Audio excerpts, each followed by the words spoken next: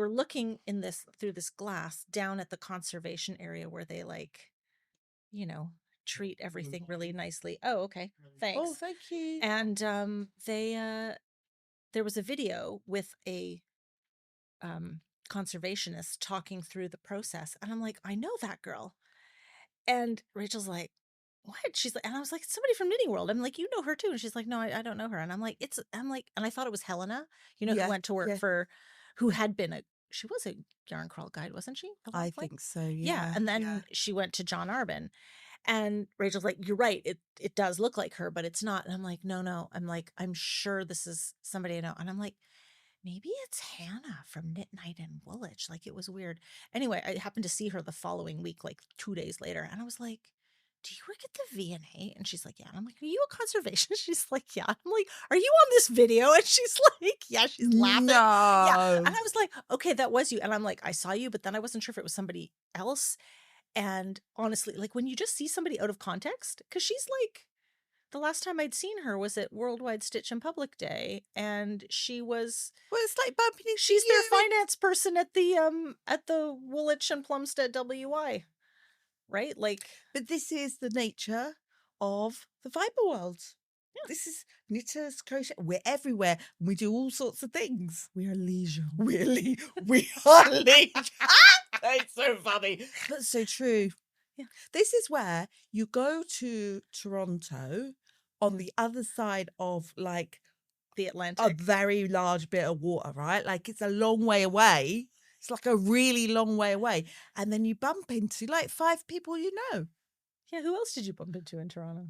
Sophie from Botanical Yarns. Yeah, but she was exhibiting. So Yeah, you knew you were going to bump I into knew her. I was going to bump into her. And Carmen, obviously. Yeah, but she was also exhibiting. Yes, but still. It's still. Okay, 2, me, Rachel, who else? Who else did I bump into? Kate Atherley? No. You didn't know her? No. Okay. Who else did I bump? Actually, do you know what? I had put something on Ravelry saying, tell me where to, I'm going to Toronto. I went to Rochester as well. Right. And obviously I went to Montreal, and I put something on Travelry, on the group Travelry group, saying, tell me, what do I need to do? Like, where's the good yarn? By the way, the good yarn is everywhere. Yes. Did you go to the knitting loft? Oh, I have just blocked a knitting loft Ishbel. I put it on my Instagram this morning. Sweet. It is okay, so it's so not my colours at all, but I bought it for my auntie, Shireen, who you met. Yeah. And it is and I blocked it, and I was like, it's okay, me. Beautiful yarn. And then I blocked it, and it's beaded. And you're like, now I have to give this away. Like, well, it's still not my colours, but okay, fair. It is the most beautiful. I just keep like holding it up and like waving it, like, so that it just kind of waving it because it's so light. Order more yarn. And no. I bought an entire suitcase of yarn back from Canada. An entire suitcase of yarn. You're welcome. Much of it was from the knitting off. I went to the knitting off with Luke. Luke sat down in the sofa. They had such a good sale on during Knit City, though. I fell down. The save. Oh, sorry. I don't care. I was happy to buy yarn from them. Like, seriously, if I could choose any LYS, that would be my LY. Sorry, it's so bad, isn't it? Like, how can you be favoritism when there's so many great London yarn shops? But seriously, that place, when we were there, Luke was sitting there, and Luke's obviously, he loves yarn. He's very good. He's like, he has his own stash. I love this. He has his own stash. Just leave knit. Well, okay, he went to Steiner school. So he's his stash for things for you to knit for him. Exactly. Okay, fine. But he does knit. When I say he does knit, he can knit because he went to Steiner school, Waldorf school, right? Like hippie school. Oh, well, so he dabbles. So he can knit. He has he has a whip. It's a hat. Yeah. But he has his own stash. So basically, I ordered this beautiful yellow yarn, which looked so like this yellow that I'm wearing, like, kind of cold and bright. And I ordered a sweater quantity of it, and it arrived, and he was like, yeah, that's my color. And I was like, it's not your color, it's my color. And it was so not my color because like mustardy. Uh, And I was like, it's not, it's mine. And then I consulted with he's like quite pale various then. friends. Could he wear it? Oh, he's autumn. Oh, okay. He's This goes autumn. back to these like Sludgy seasons that I have no orange. idea. Sludgy orange. I mean, I make him wear bright colors because I like bright colors, but actually, sludgy orange, autumnal colors really look good on him. Oh, Yeah, it's always the way with I guys, cannot isn't it? wear those types of colors. Like that yellow on your jumper, which is absolutely gorgeous and looks so good on you. Oh no, Yes. no, no, no, no, no, no, Well, no, normally I no. would never wear this oatmeal either, but I was just like, these are the colors of the kit, and I kind of love it. Yeah, And I I can't do wear like oatmeal. the I wouldn't wear version. oatmeal. Did you see the version Millie did at Yeah, Tribe but with all the okay, different so colors, which her I think is super cute? she's got such like She's got just a an eye for just she's sort of got like an going eye. off piste. Yeah, she Yeah, does. She really does. And her projects always look beautiful. And you know, when you see like things like that, you're like, I want to make the thing like that.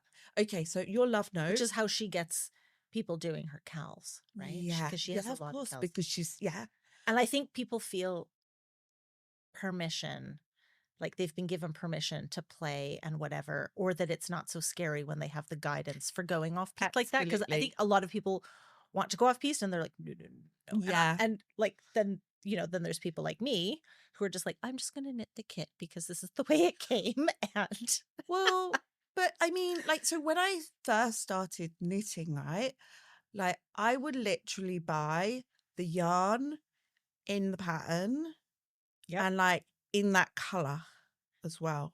me too. Not always the color, but definitely the yarn that came with that So was I recommended for have, the pattern. I don't know about you, a lot of stuff in my stash that ain't never getting knitted. That's the reality of it. And I'm way past Sable. I'm Me on too. like 7 lifetimes of Sable. I'm just going to live forever. That's what I've decided. Let's do this.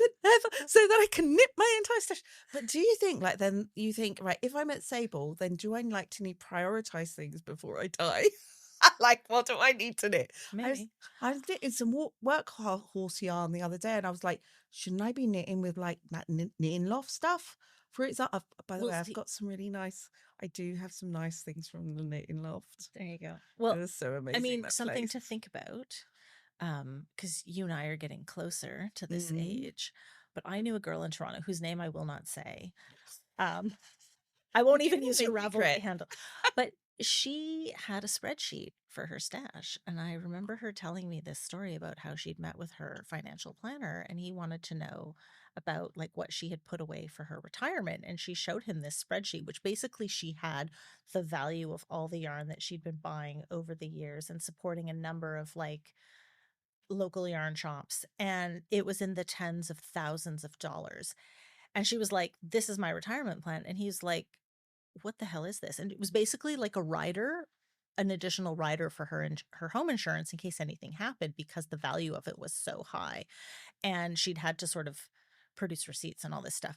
But he was like, this is not a retirement plan. Like, what do you can't like resell this and whatever. She's like, no, no, no. She's like, when I'm on my pension, I won't be able to afford to buy these nice fancy yarns. Absolutely. So I'm buying it now and I will knit from my stash when I'm retired. And I will have time to do it because I'm not working at my horrible day job that I absolutely hate. Absolutely. She's a friend of mine. She says, like, she always says, I wish I'd bought Woolmizer when I had money. Right? Yeah. Like, this is the thing. By the way, I have also the same thing because of my insurance. And I I basically should, but I went, don't. this is why it took me so long to get a mortgage because I basically I have a mortgage worth of yarn. Like Yeah. my mortgage deposit was like my stash. Yeah, we're not going to talk about that. We won't air this part on the No, no, no, no, no. Like, oh, podcast. yeah. Um, But yes, it's good. It's good. You need to have it. Have yeah. you not got a list of how much I your mean, I have stash is some of worth? it. It's all entered. It's not necessarily the value of it isn't necessarily entered, but a significant portion of it is in Ravelry. 95% of my yarn is in Ravelry. Yeah, It's on I'd my say about stash. 85% of Maybe it is in Ravelry. 90%. Yeah. The stuff that I'm like, where's that silk? Where's that silk?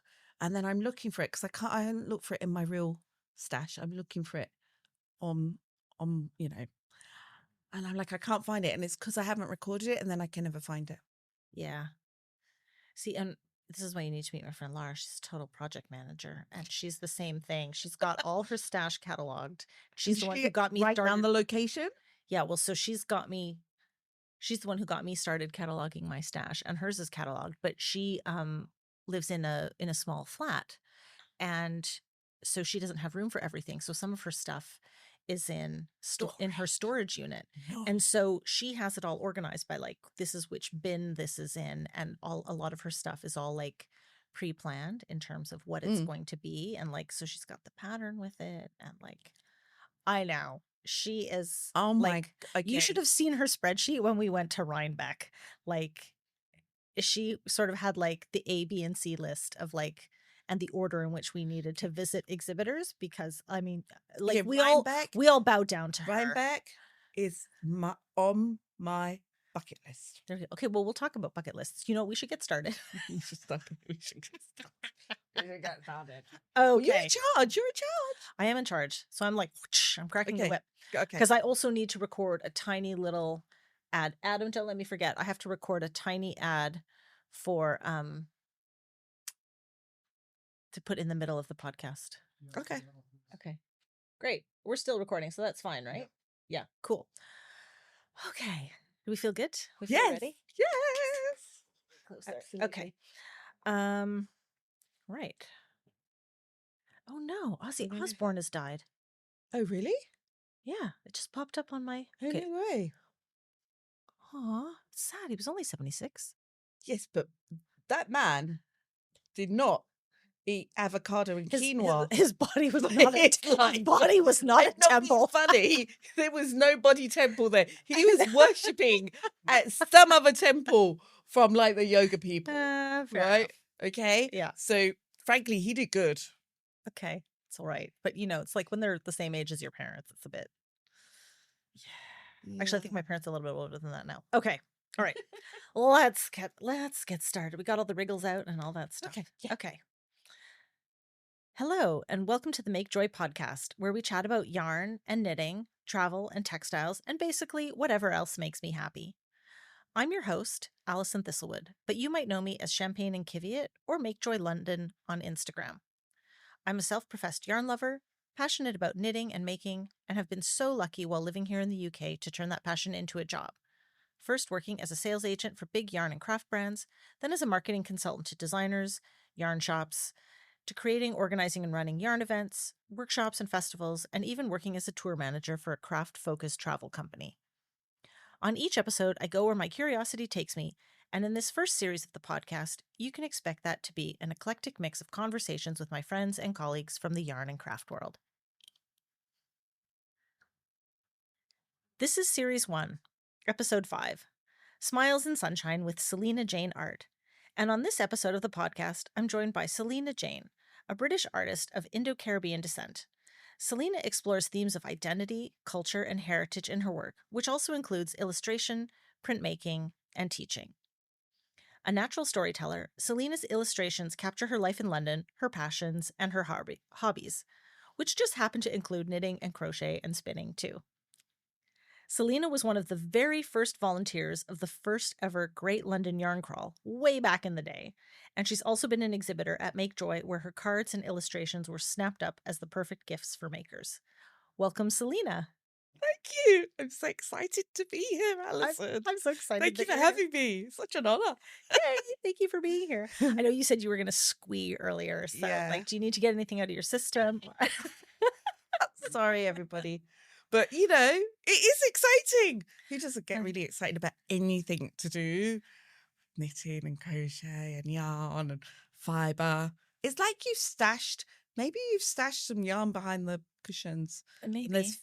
There's like, you know, yarn fumes. Yarn is your like You're catnip. pumping yarn fumes in. Yeah, it's like my catnip. It's like valerian root.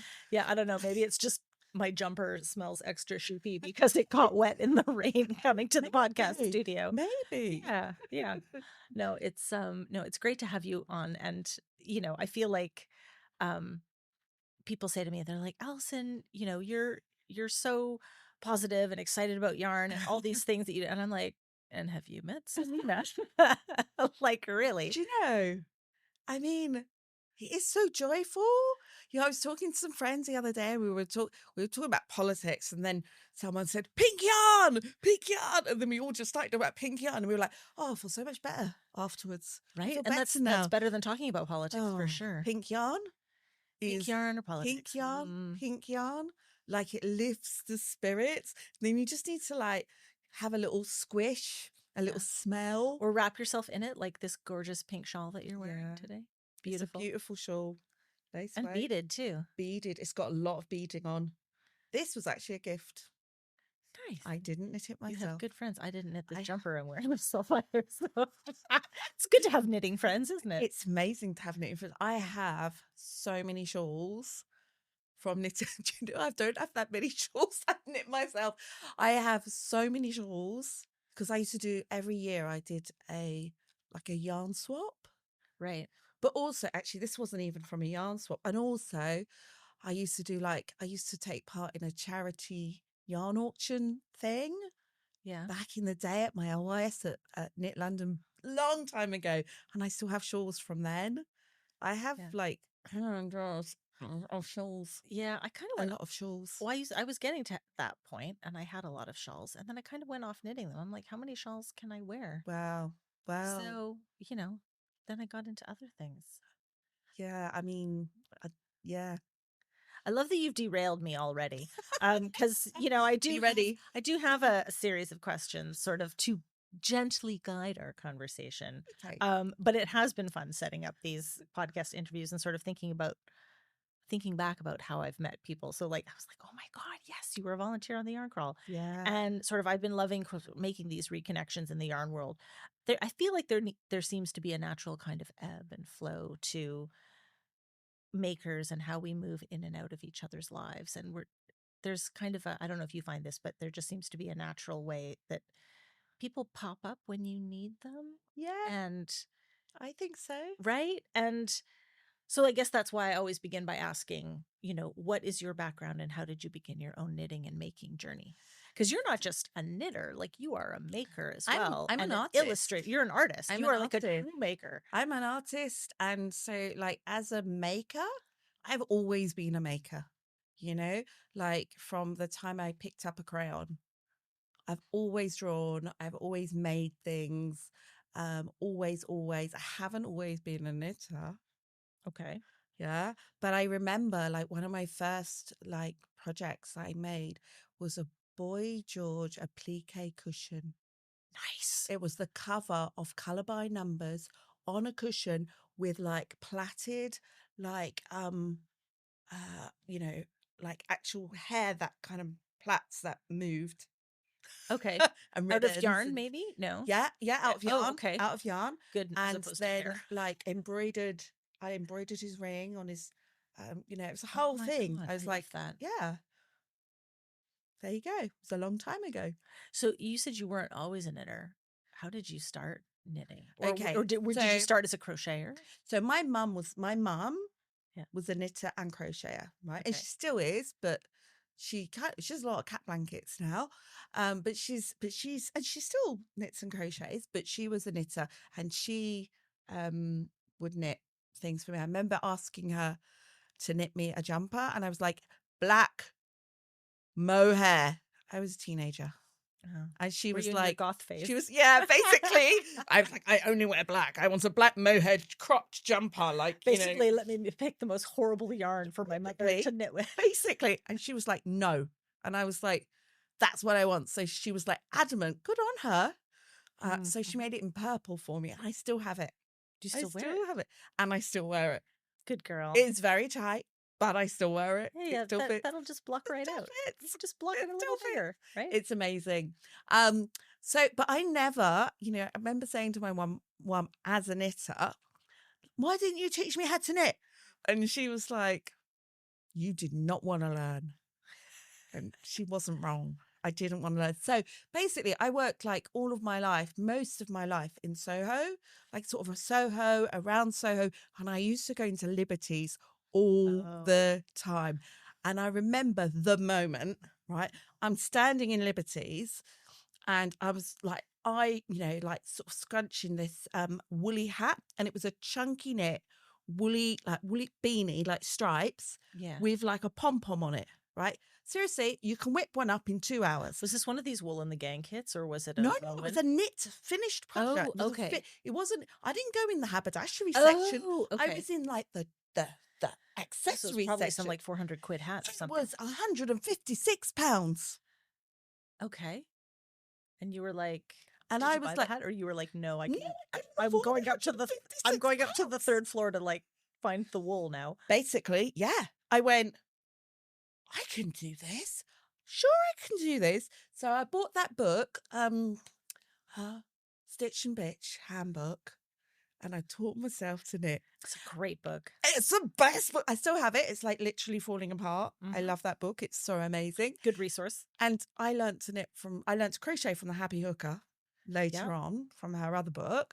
And in my office, which was, on New Oxford Street, there was our finance director, who's a German woman who'd been knitting all her life. And so I started knitting this horrible acrylic yarn, like it was squeaky. I don't know where I got it from. Not Anyway, all acrylic is created equal. no, exactly. This was bad. I can't remember where it was from. I still have this, by the way, like this garter stitch scarf. And every day I'd come in, I'd be like, look, I've done so much of this. And she would just go, that's wrong. Pull it back. And she just, every day I came in, she would make me rip it back, every single day. I'd be like, you can barely see it. Like, you can barely see it. And she'd be like, nope, it's wrong. Rip it back. And that's how I learned to knit. and then we all started knitting in our office. Well, and then this is how we build community, right? And this is how you learn, is finding your people who can help you answer those questions. You know, the thing I didn't see on the label in Liberties on this hat is, and what I didn't expect was community. And that has been the biggest surprise and delight. At no point did I know, like, if you could buy lifelong friends for £156, but that's what I get out of knitting. Look at this friendship. How long have we known each other? A really long time. Like over 10 years? Yeah, I think About so. that. Yeah. And this Just is bananas. the thing. Like, I also have like so many friends that I have never even met. Still, because, the world's gotten smaller and we have sort of online friends and Instagram friends. And I talk to them every day. Yeah. And what do we have in common? Knitting, crochet, yarn, dyeing, fiber love, and it's quite amazing. I went to Canada last year, and because I bumped into you, obviously. Yes, we were at the same. Did you know that I was going to be there? I didn't know. No, I didn't know you were going to be there. So that was quite an amazing moment. That was kind of awesome. There was some serious squealing.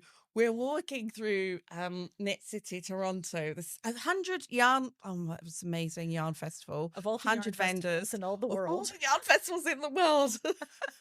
And we walk in, and we were in this sort of roundabout area where all the kind of like roads, different aisles were breaking out. Yeah, and we kind of go in, and I seriously squealed really loudly. I think my auntie who was not a knitter, does not know. She was just like looking around going, what? Oh my gosh, what's going on? What's going on? Well, and also because Rachel was there, and of course she moved back in, and I hadn't seen her. 2018? Yeah. It was amazing to see her. Amazing to see her. It was just lovely. So, but also when I was there, I went across the border, went into New York State, and met a friend who's a knitting friend who had met online. I just spent 2 days there. Close enough. Yeah. Well, I was kind of like, well, it's just over the lake, isn't it? Yeah, and they don't have the high-speed ferry anymore. There used to be a ferry. There's no ferry. There used to be a ferry time between Toronto and Rochester, but I don't think enough people took it. Alison, I thought I was just going over the lake, and then someone said to me, "You do know the lake's the size of Wales?" And I was like, "Oh, okay." Yeah, you do know. This is what I say to people. I'm like, you do know that this tiny island that we live on, and I'm talking about the UK, will fit in the whole province of Alberta. Oh, really? Yeah. Yeah. Canada's big. Canada is big. I went to Montreal. It took me 5 hours on a train. I was like, Yeah. ah, Yeah, you kind of forget, this summer we're going home, and, it's always a lot of, you know, money to sort of buy the tickets from London to Vancouver, yeah, return, but then there's always and we're like, "Oh, yeah," and then we can't relax because we're like, "Oh, now we have to book the flights within Canada to go visit other family members and stuff." And it was going to be an exorbitant extra amount of money on top of the plane tickets, which were admittedly higher than usual because we'd booked a little bit later than we planned. So I was like, no, there's got to be a better way. I'm like, okay, well, we had fun in Ontario and Quebec last year doing a road trip.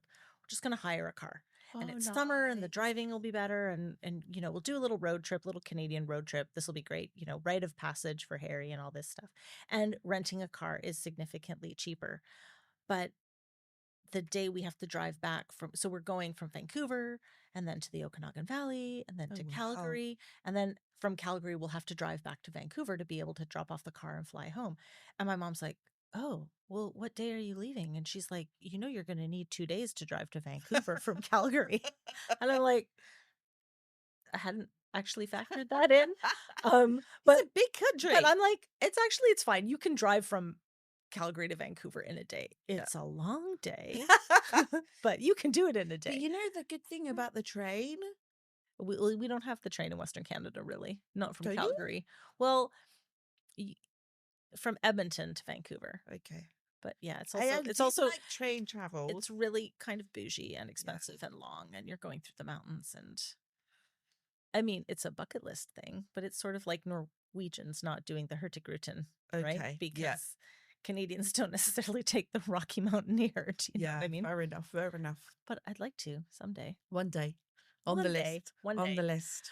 Um, I have this memory of you from a few years into the Great London Yarn Crawl, where you were telling me that you were quitting your job, and you were Yeah. like, I was like, what? And you're like, I'm going all in on this art thing, and I don't even think I knew that you were an artist at that point. And but I do remember thinking, oh my god, this woman is amazing. That you were just gonna like go for it. So tell me about what led you to that step and sort of what it's been like since. So I went to art school in Farnham. Yes, You of know, course. my Our art school Farnham, in our Farnham Farnham. connection. Yeah. Exactly, the Farnham connection. So where, Unravel is. And, it's so amazing to go to the Maltings because it's like going home for me because I know it so well because, I spent 3 years there. But then when I left art school, I was just like, I need money. So I need to just get a job. And Makes the world go round. yeah. And so I spent a long time working in restaurants and food retail and when I quit my job, I was an exec working I specialize in learning and development and HR. I'm a people practitioner. I still do that. I Yeah. still am a people practitioner as well. And I train other people on sort of management techniques like strategic workforce planning and Amazing. business partnering. And so I'm quite a good business head because, I've run Because you've businesses. you've done it Yeah, for a long time. exactly. Yeah. For a long time. And so about 8 or 9 years ago, I was invited to do open house, Dulwich open house by someone. He invited me to come to his house. And he was a trainer that I had met in my, as an in-house practitioner. And he said to me, "Oh, I really like your work. Do you want to come and like show?" And I was like, "Yeah, okay." So I went and showed my work in his house, and I got lots of commissions of Was he an people. artist as well? So he is not an artist, but he is kind of like a patron of the arts. Like he knows a lot of Okay. artists, and there were like 7 people exhibiting in this house. Like one of them and he's got a beautiful house, and one of them does upholstery. Some of Oh, them are amazing. really well-known artists now. Like this is quite a while ago, and so I was kind of like, oh wow, okay, that's so lovely. So I did it. And I was doing a series of work called Let Me Illustrate Your Lives and Loves, which I still do, where I draw people's stories. So I draw people's life stories. So I interview them, I sketch and I draw them. They tell me about the significant things in their lives. They might show me objects, they might show me photographs, and then I take those stories and I draw them. Love that. It's a really cool thing to Yeah, do. I've seen some of the examples on your website and they Yeah. are beautiful. Yeah. And I'm quite fussy about who I draw as well. Because I want to draw stories that I feel a connection with as well. And also, it's my interpretation of someone's story. Yeah. Mhm. And one of the first drawings that I did actually in that series, Let Me Illustrate Your Lives and Loves, was for Luke. And we were living together at the time. And I drew him sitting in his little under the stairs cupboard, bit like Harry Potter, just like under the stairs, with the cat sitting on his lap while he's trying to work, and his phone with his social media up. And this very long time, 2011, I think I drew this, and I am sitting in an armchair knitting, right? Yeah. And there's like a basket of yarn there as well. And people were asking me, oh, can you do these drawings for me? And so I started doing these drawings, and they were taking so long. And I thought to myself, do you know what? I should What be if, getting paid for this. yeah. And I was like, well, I was getting paid, Oh, but okay. it was taking a really long time because I was an exec in a food business and this was a very demanding role. So I was like, what if I went freelance? And so I basically called up 20 people. They were all, I think they were all women that got back to me, 16 women. And I said to them, can I buy you a coffee? Can I have a chat? And I just said to them, so how did you do it? How did you go freelance? They were all people that I'd met. They were all people practitioners working, they run their own businesses or they worked freelance at different stages of that journey. And every single one of them said to me, never regretted it. Best thing I did. Fantastic. So I went to my boss, who's amazing. And I said to him, this is what I'm going to do. And he went, I don't want to lose you, but you need to do what's right for you. Give 2 weeks, think about it, come back, make your decision. And I came back and I was like, I'm going to do it. And I've never looked back. I kept saying, Yes. I said to myself, oh, I can always go and pull pints. I spent my life pulling pints and Yeah, working, yeah, yeah. waiting tables. I could do that. Never had to do it. And actually, my boss commissioned me to do 2 pieces of Let Me Illustrate Your Life and Loves, one for his business and one for him, like a private one. And one of the other directors there did as well. So it Amazing. just like kind of took off and I haven't really looked back. And, that first knitting drawing on Let Me Illustrate Your Lives and Loves then kind of just started a whole new thing. Amazing. So what's the percentage now of because you said you're still doing people practitioning. Yeah, So I what's the still do it. percentage now compared to So the I art and probably freelance? do about, so I probably do like about 2 days a month as a people practitioner, Mm, maybe okay. two, sometimes three, sometimes four. You're gonna inspire me. It's awesome. I love it so much. My And boss the is thing gonna is, listen to this and he's gonna be like, "Oh, great, Allison's leaving her day job." do No, no, you know no what? chance of that right away. But I'm so lucky. My work is very, very varied. No day is the same. yeah, I've diversified. So, and also people like working with me. because you're great to work Oh, with. thank you. And so I get asked back to do things. So I do things. So I'll go into an organization, help them to build a training course. I deliver, I'm a people practitioner who delivers for CIPD. And then I also started to work in arts education. So now I'm an arts education person as well. And a friend of mine basically where she was teaching at the conservatoire in Blackheath, and she said to me, Selena, we don't have any illustration here. Do you want to, come and do that? And I talked to them, ended up doing that, and now I teach all over the country online. I teach, age 2 to 92 every single type of capability, and also that education work I do, the teaching work I do in terms of the art education, is also an important part of my practice, because that's also about building community. It's also about representation and giving back to my communities. But also I choose projects that speak to me, so I will teach things that it might be techniques that are what I do, or it might be themes such as heritage or identity, or migration, that are part of my practice.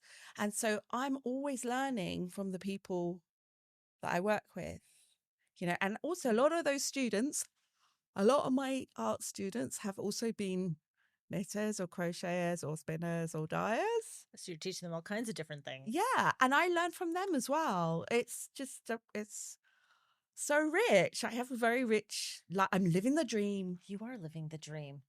I'm so So lucky. tell me about the illustrations of knitters and crocheters. Of course, I remember your illustrated book, The Journey Shawl, which is gorgeous.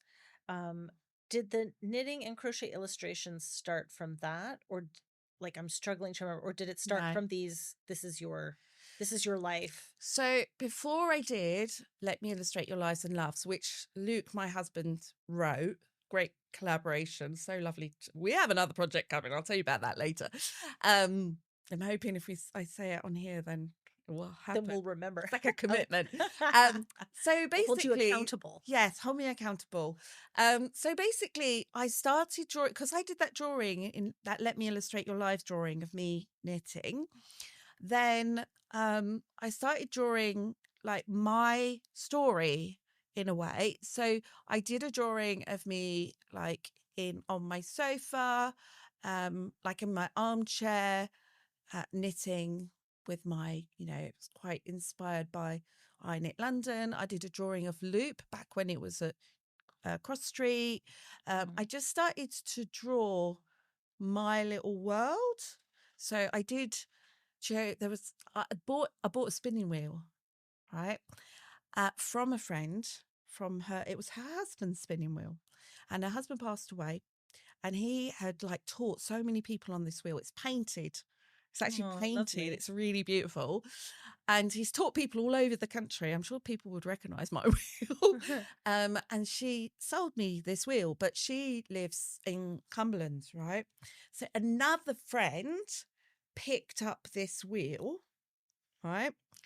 And it sat in the boot of her car for like 6 months, until she came to Unravel. And I came to Unravel to pick up, to obviously go to Unravel, but also to pick up get the spinning wheel. my spinning wheel. And this was when the guilds were there.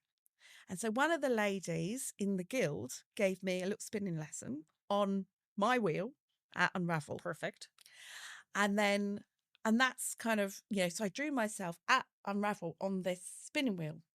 Funny little story aside from this is I put the original drawing into an art exhibition at a vineyard in Surrey, I think it was Dorking, right?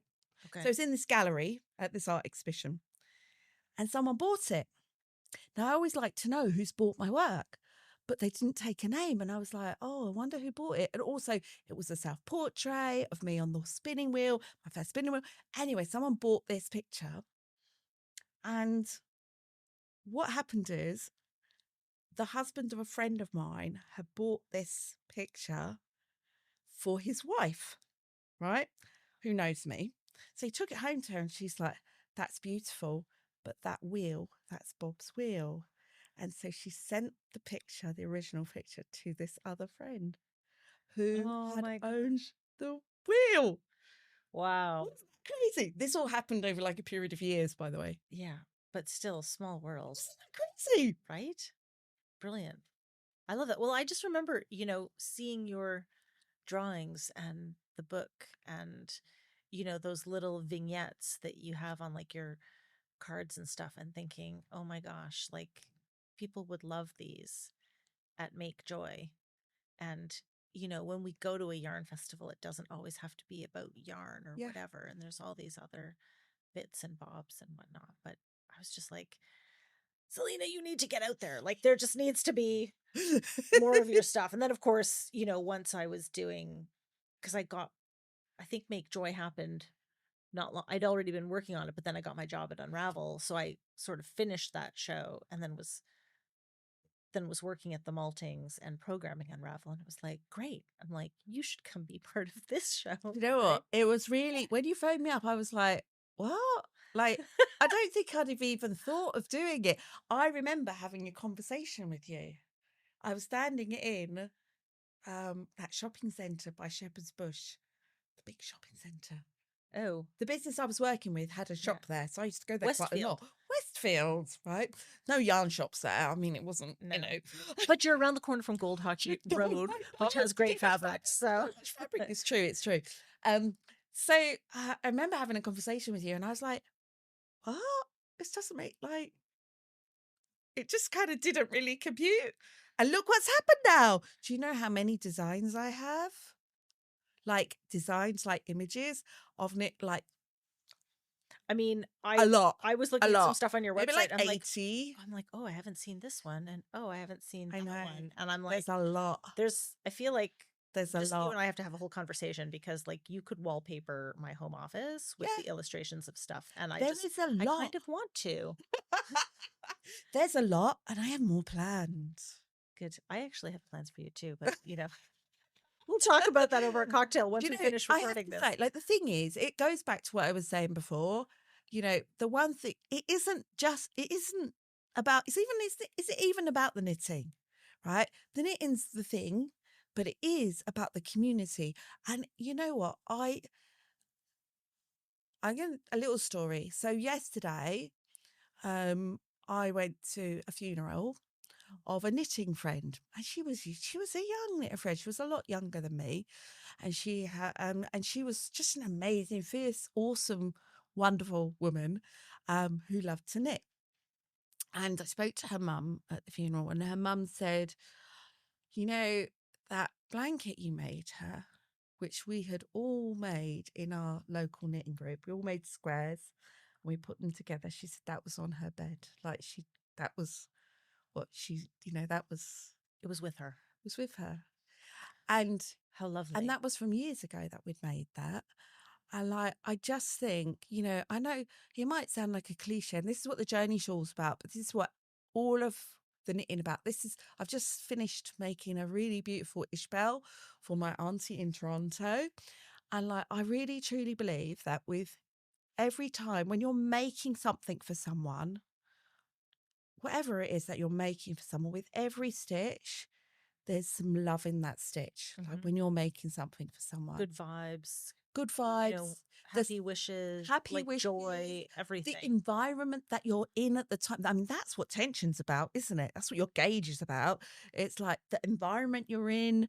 Like, I Hmm. feel like even, um, like the smells of the food or the cake and the coffee, Right. whatever it is. I think everything goes into those stitches. Like, maybe sometimes you're a bit emotional, so something's a bit uneven, or maybe you're distracted and something slips, or you put a pearl where you should put a knit. Like, there's something when we make something for someone with our own hands that is just astonishing. It's Absolutely. about love. Well, and the yarn harlot, great Canadian knitting Oh, I know her blogger, well. always always says, something similar, right? And everybody's like, "Oh, she writes about knitting." And actually, she doesn't write about knitting. She writes about life and our Absolutely. community and that love, that you're talking about and the stitches, and knitting is just the thread that runs through it.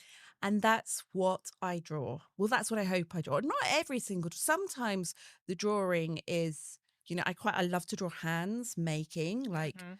I saw someone spinning today on Instagram, and I was like, I have to draw that. I have to draw that. It was just like, so there's something hypnotic about it, something beautiful about Mm. hands making. But this is the story. The story is not the knitting. The story is not even, I mean, the story is a little bit about the finished object. Like, every time I wear this beautiful hot pink, could only really be made for me, color It's yarn, true. which is really heavily beaded. And I love beading. I love beading. Like the Ishbel I've just made, I've done like 5 little beads along each point. Lovely. But it takes a long time. It's a lot Like of it's work. time consuming. Yeah. And then look at this shawl. It's It's covered it's covered in beads, all correctly placed. as It's far just as you know. stunning. Like the Yeah. amount of work. And I didn't know I was getting this. This just turned up in the post. Even better. Yeah, I'm going to say her name. This is from That's Linda. the best kind of. Linda in Glasgow, right? Oh, And nice. honestly, like this just turned up and Linda from Glasgow. It's beautiful. it's so beautiful. It's just so beautiful. And on my bed, I have three crochet blankets which were made for me by friends. My wedding shawl was made for me was designed for me with little Amazing. motifs that represent me and our friendship group. There's a glass of gin on it. Fantastic. Of course there is. Of course there is. So like this is what This it is is what it's all about. about. Yeah. It's about community, it's about love. Well, that's what it's about for me. It's not the knitting is I asked myself this question. I don't know. Would you even be a knitter if you didn't have the community? Would you still be Mm. knitting? What would it mean? Probably because I think that's one of the things about our community is that I think it's so great is that so many people start with knitting kind of in isolation or it's something that they do at home.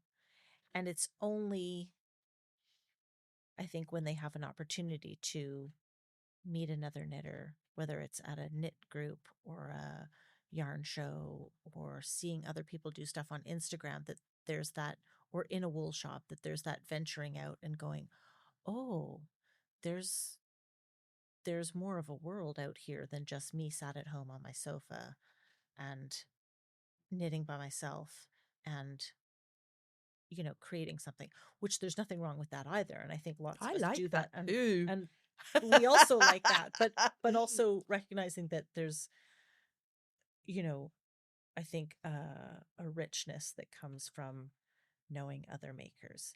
Going back to your point about, you know, being an artist first, right? Yeah. Artist and maker first and sort of knitter second, maybe. What has it been like being an artist, but then also being part of the yarn and knitting world? Like, are they mutually exclusive, or are there times when you feel more a part of one side or the other? Does it matter?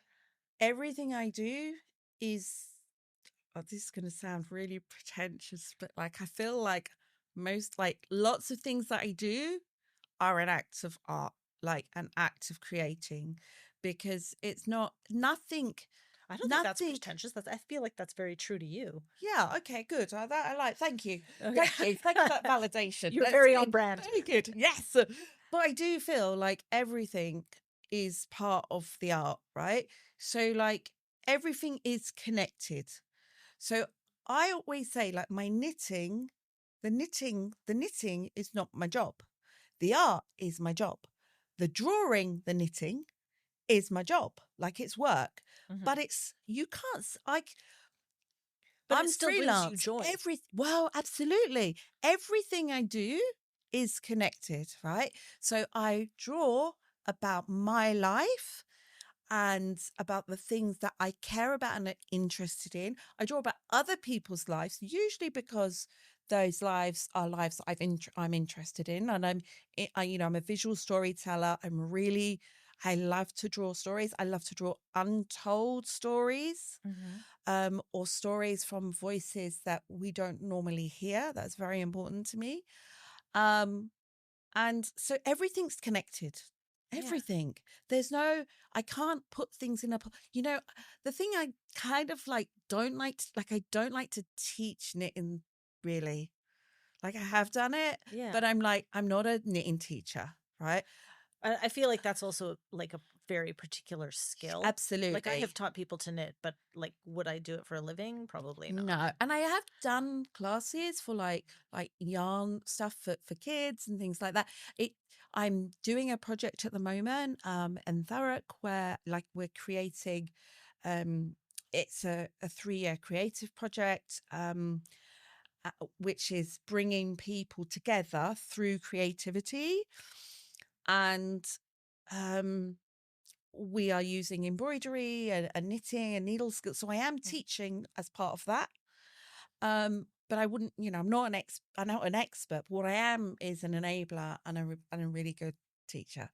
Yeah. So I Feel can like you're kind of, teaching more the creativity yeah, than absolutely. the actual technique. Yeah, yeah, absolutely. Absolutely. I'm not, that's not my expertise.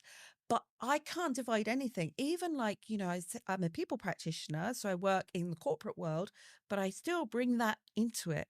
So like I do creativity for well-being classes. Hmm. And so I have like a whole suite of things that I do. I sometimes work with people who are recovering from health problems, or I work with people, you know, like just using art as a means to kind of express themselves. And so sometimes that's drawing, sometimes that's needlework, sometimes that's knitting or crochet, or like it's all, everything is connected. Okay. And I can't separate it because I can't. It's all me. All right. I feel like my next two questions are kind of like combined. So maybe I'll work through that as we chat about it. There's a quote on your website from one of the artists who's influenced you, Jennifer Packer, and she said, "My inclination to paint, especially from life, is a completely political one. We belong here.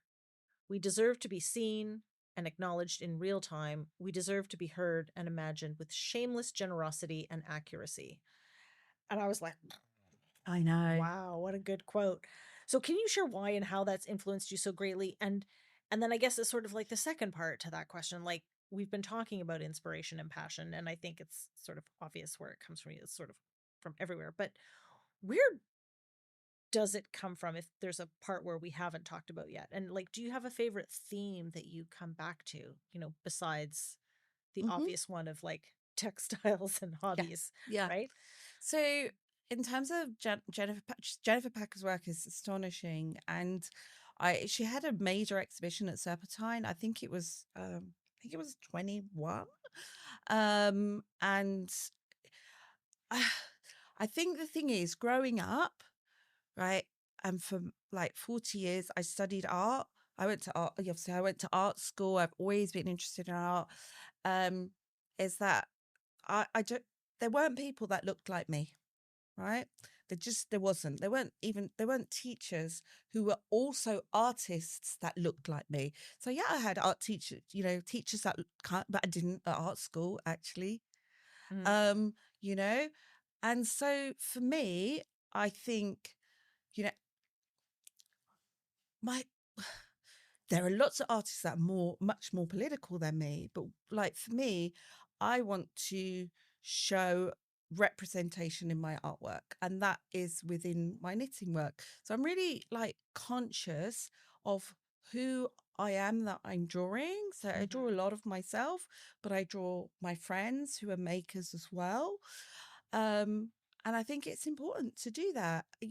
I did I, it's not always well received. I had someone who came up to my stall I was exhibiting, and she's a white lady, and she picked up my work and she threw it back at me and said, "I'll buy something the day you draw someone that looks like me."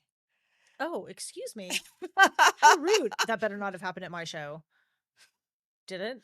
Yeah, Oh, geez, you should have told me that. it's just I was in I'm shock. so horrified. Well, and of course, you shouldn't be expected to respond to that in the moment Yeah, either. and But but it's not. I'm so It, so sorry. no, but it's not for you to be sorry. Like there, this is the thing, and for this reason, I really, and since then, I think I've been even more careful about like who am I drawing, and like who do I represent. I think also, I want to tell, like I am a storyteller.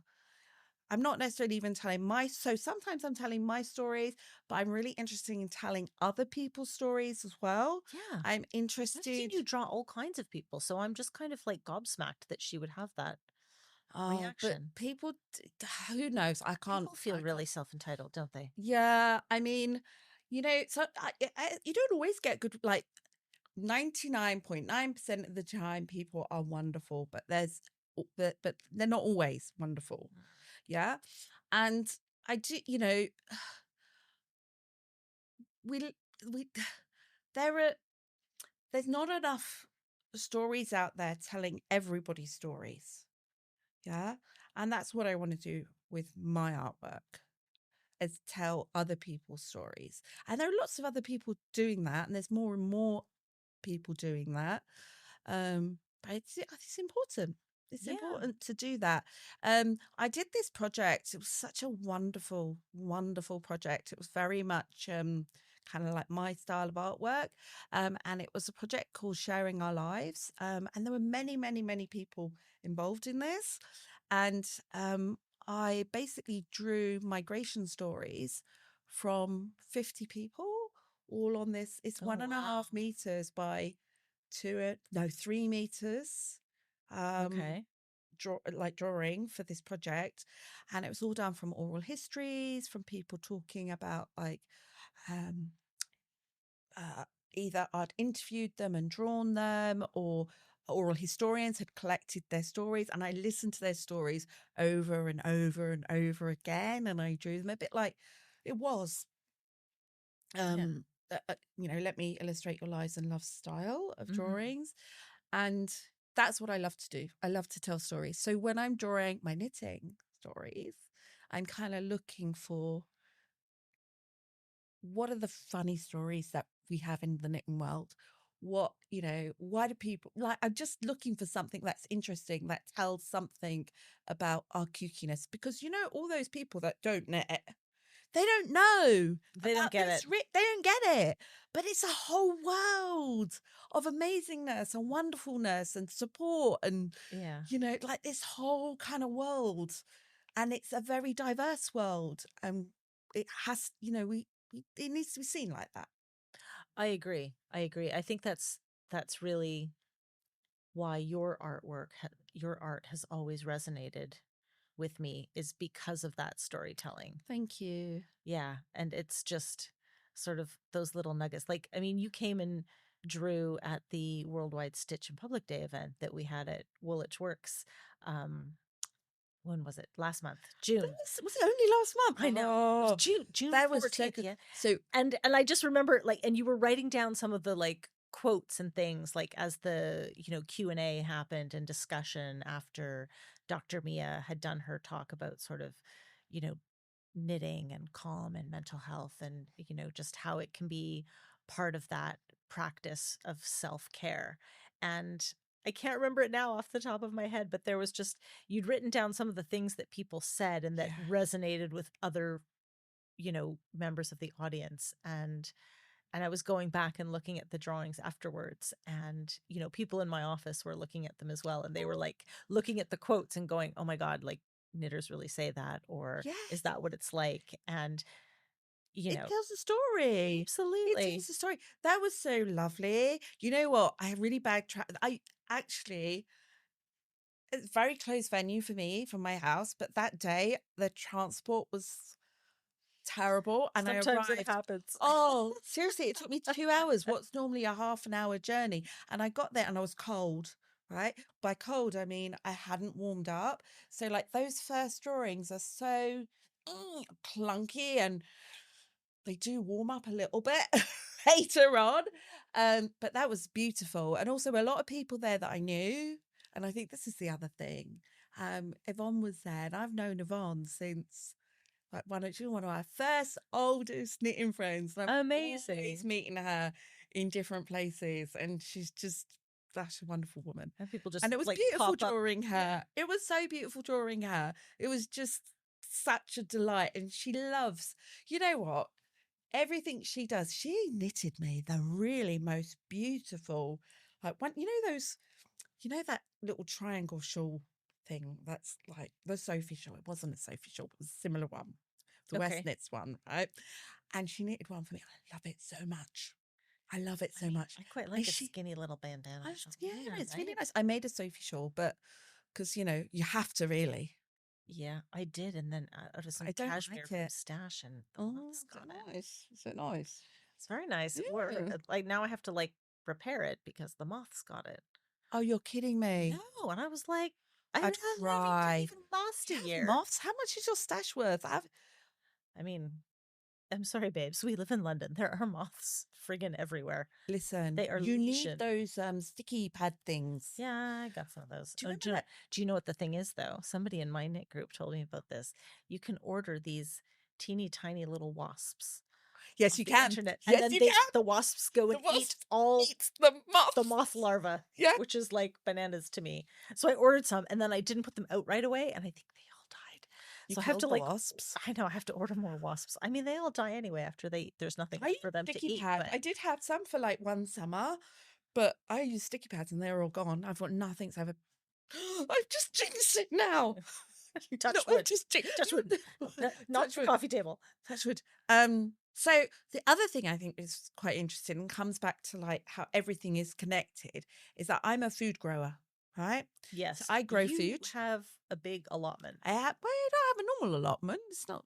I have an allotment, but I have a garden as well, and I love. You know what? C- Before I got the allotment, go back like 10 years or something. I haven't had the allotment for 10 years, but before I lived in my current house, honestly, I was one of these people. Like I look at see that plastic plant, I look at it and it dies, right? Like a plant, like Sorry, I'm holding up my thumbs. These are not green. yeah, mine was seriously not green, and now. Oh, I don't know. You put it in the ground, it grows. I can grow food. I don't grow flowers, but I grow food. And so actually that's a big inspiration for my artwork as well. Nice. And especially and also I draw a lot about my family story. So my parents were both from Guyana. And so I grew up I didn't have family here. My Mhm. grandparents weren't here. Actually one of my grandparents was here actually. That's not true. So but my family is literally all over the world. And they come to Guyana from India. So I kind of call it a double diaspora. So my family have Mhm. come from India and then through indenture, they went to Guyana. And then in the 1950s, my father came to the UK with some of his brothers, part of that Windrush generation. So, for me, like telling their stories and growing the things that they grew, that's all connection and that all comes up in my art as well. And I'm doing a piece about my grandmother at the moment, and actually that has some embroidery in it because Oh, that's beautiful. one of the things that she did. So everything's connected. I can't, separate. It's a real dilemma. Like, do you like post, like I have an Etsy shop, right? But it's very much like all my knitting art, Mhm. right? My knitting, crochet, spinning. But I don't put any of the other part of my artwork on it. Why not? Well, because it's two very different things. But then I Maybe can't separate them. you could You could theme them categorize it. out a little bit. Yeah, you could Yeah. categorize it. But it's not even about that. It's like there's two different entities, but the reality is because Nis is going to be interested in this, but not necessarily interested in this. But But then I feel like you, there's always going to be a certain element that crosses over yeah, together. because we're not one dimensional. Like every knitter that Yeah. they have this other life. Yeah. Yeah, and other interests. And that makes it interesting. So you come together as a group and you meet all these people and you start talking about knitting. And then you find out that they do this thing and they do that thing. And then they have this crazy job and then they do this. And you know what knitting does? Like you meet people you would never, ever meet. Yeah, I started a knitting group a long, long time ago in South Norwood when I moved there. And I've met people that I just would not meet, that I wouldn't be friends, especially multi-generational. So Yes. people that are much older than me and people that are much younger than me, which keeps me young too. But you're meeting people across such a wide age range because of knitting. And I've it sounds like you're very similar to me. Like I appreciate having those friendships that are 100%. multi-generational Yeah, because, I think we're always learning on both sides, right? Whether it's from somebody younger or um, somebody older, whether it's guidance or advice or wisdom, but equally not discounting that I have something to share as well, Definitely. right? 100%. And it creates empathy, Absolutely. to it's like a proverbial breaking of bread, but when With the little clicking with of the needles, we're clicking needles together, and you're meeting people, and actually, to be honest, not being too political, but I do think that this world could do with more empathy. We, absolutely. with that's how we should move forward, is breaking down and barriers, understanding each other better. That's how the world becomes a better space, better place. We just need room for a little more kindness. We need more knitting Yeah. and pink yarn. Discussions about pink Pink yarn yarn. get out of my head. More pink yarn. I think everybody should just we should have everybody should get issued like a pink yarn, like a tribble, Or but something it's a that they get pink to like pet yarn. it. Yeah. Yeah, so you have like a little. Imagine if This like pink. everybody's desk, right? They had just like a pink yarn, ball of yarn, pink yarn, different shades of pink. Mine would be hot pink. Obs. Obs. Mine would be you. I mean, you should see the hot pink I'm knitting with right now, but I'll show you later when we go for a cocktail. Yes, I'm knitting with a raspberry color. So like raspberry. It's not pink. It's red. It's red, but it's a raspberry, and it's so makes me so happy. Right?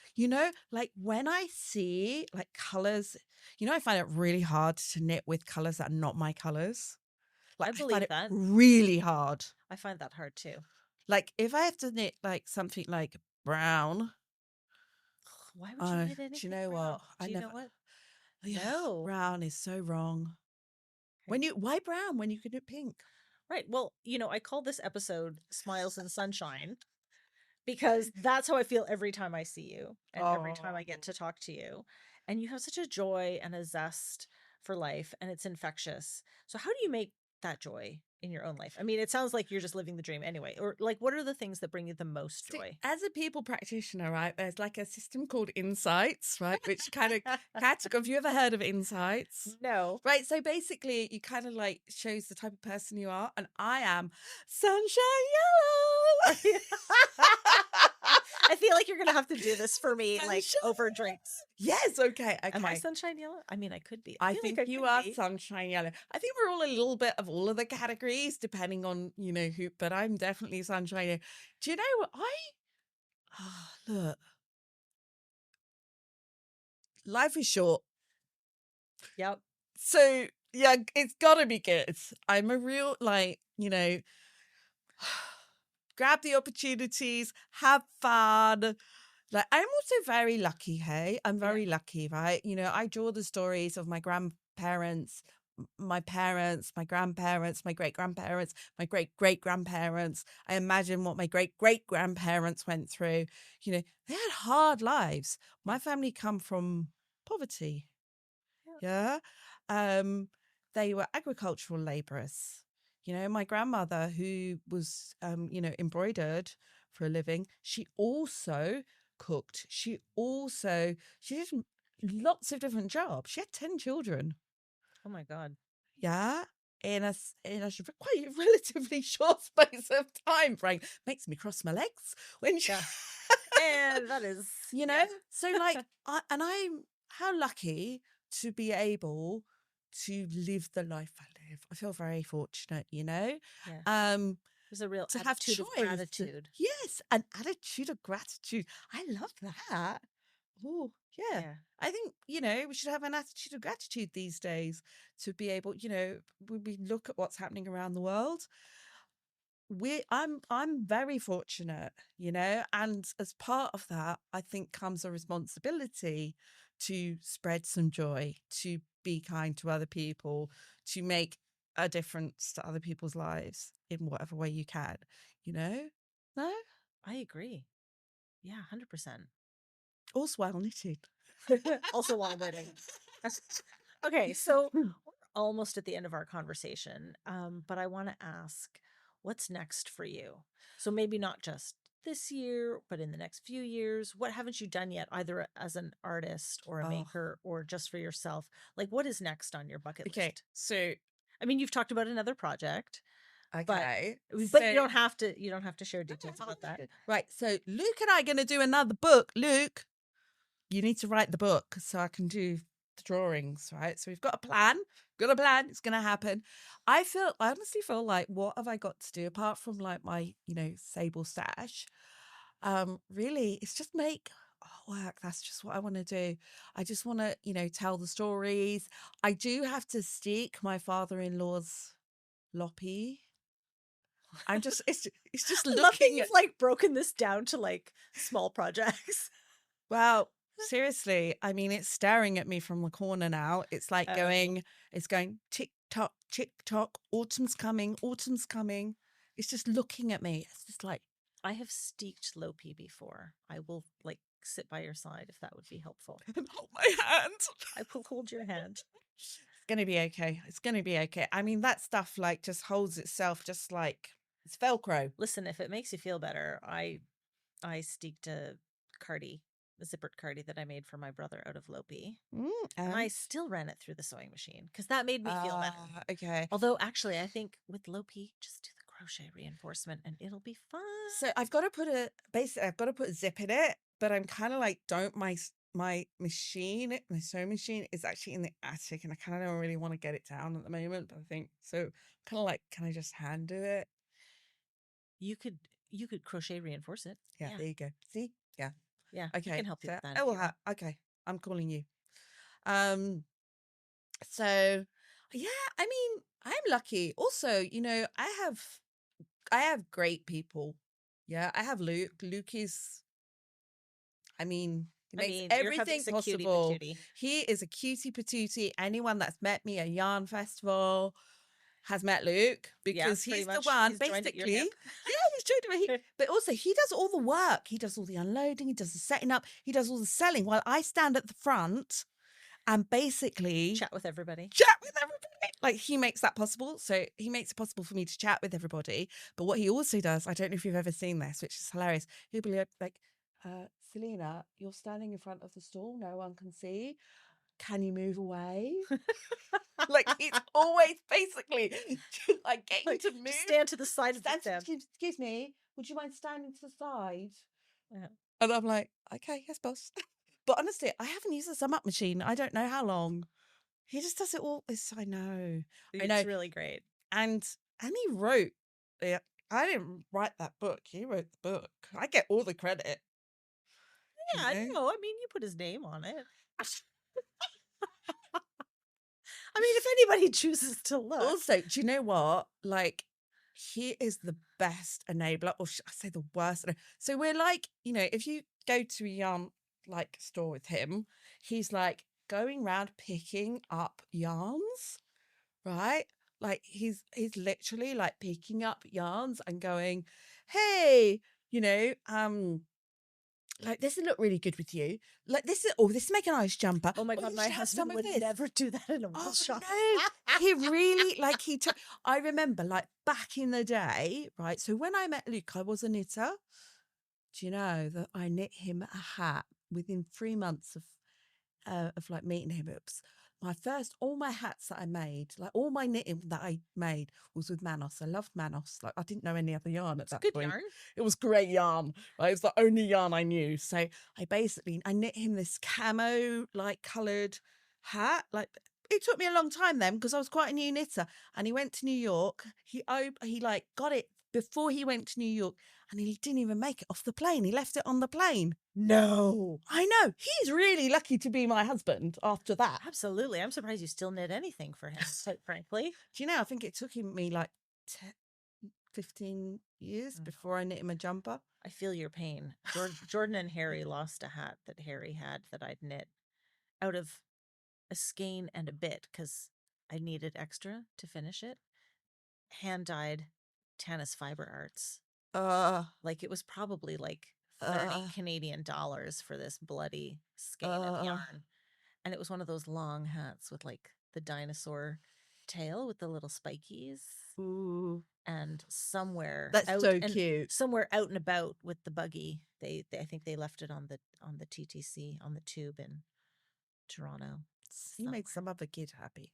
I did buy another skein to make another one, but then he sort of outgrew it. But But I lose hats all the time. So my hair is really slippery and I've got a really big head, and hats are You have a lot of always, hair. I have a lot of hair, and hats are always falling off my head, like always But you falling off don't my head. notice it that your head, like the hat is no No. longer on your Like hat. people will run after me and go, "Hey, you dropped your hat." But like for all the times they don't run after me, like seriously, I have knit so many hats. I probably have like two every year. I have to, like, winter comes, I have to make more hats because I've lost the hats. You need a hood. So somebody, when I was still at Loop, my secret Santa knit me this hood that like you pull it over your head like a cowl. So it's got like a built-in kind of like cowl neck Oh, warmer. yeah. And it's a hood and I can pull it up.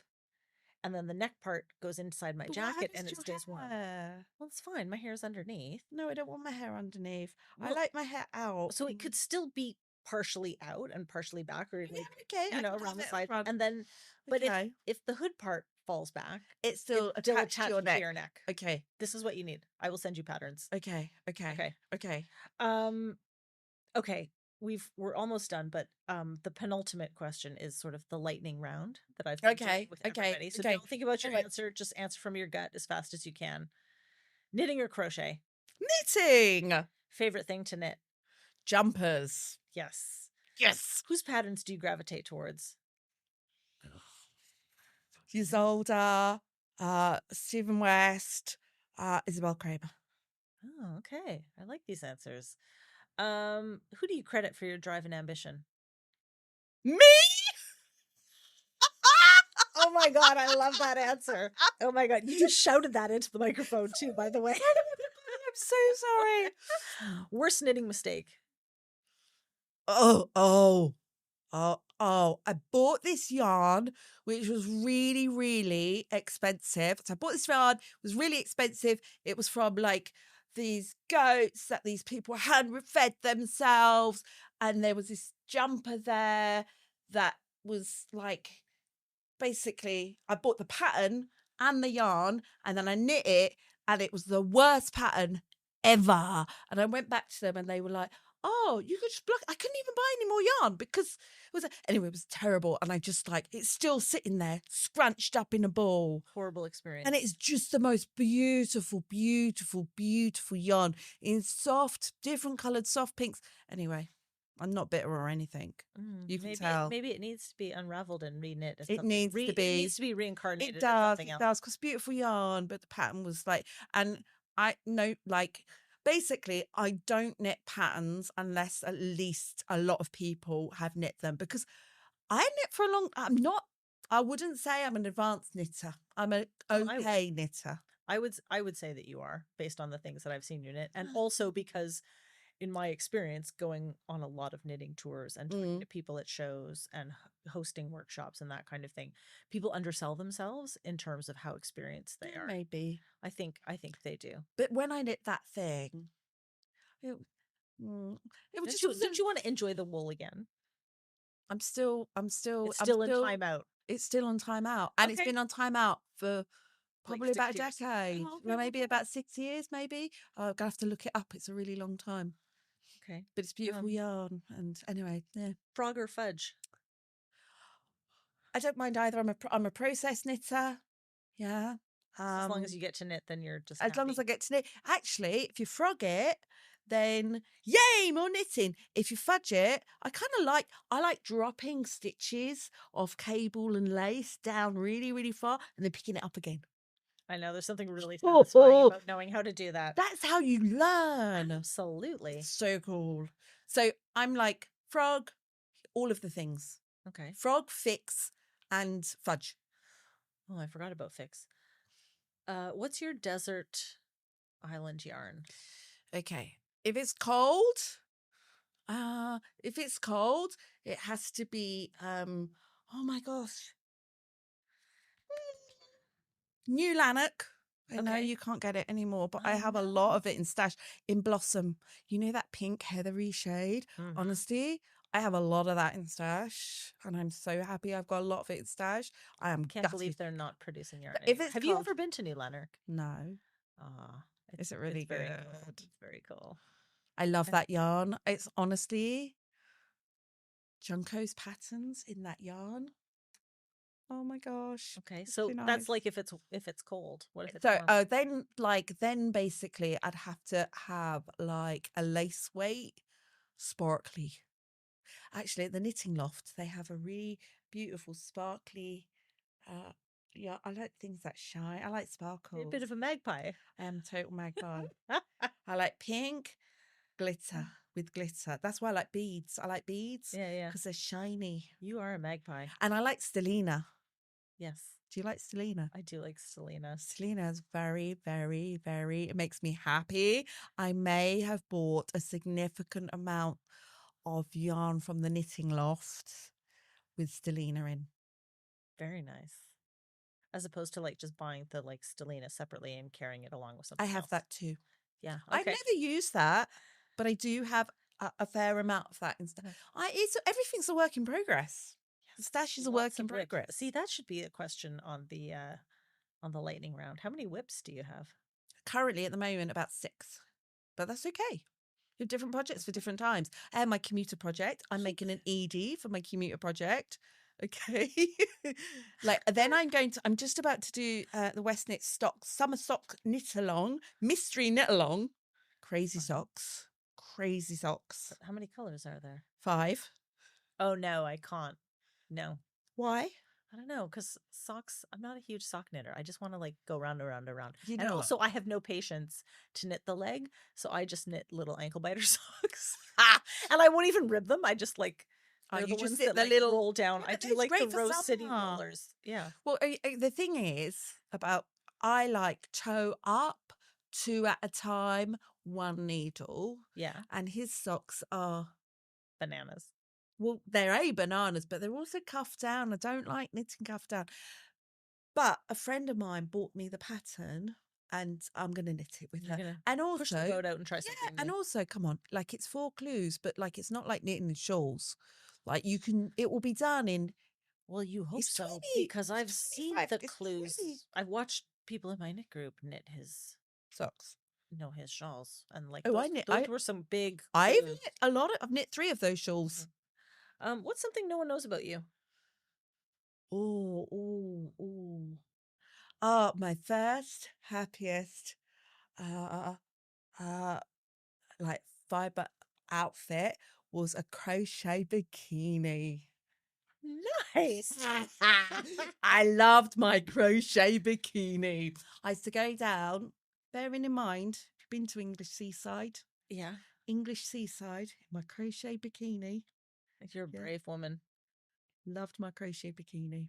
Right. Absolutely. I can't remember if it was my mum that made it or we had this lovely, lovely couple that were my dad's landlords when he came to the UK.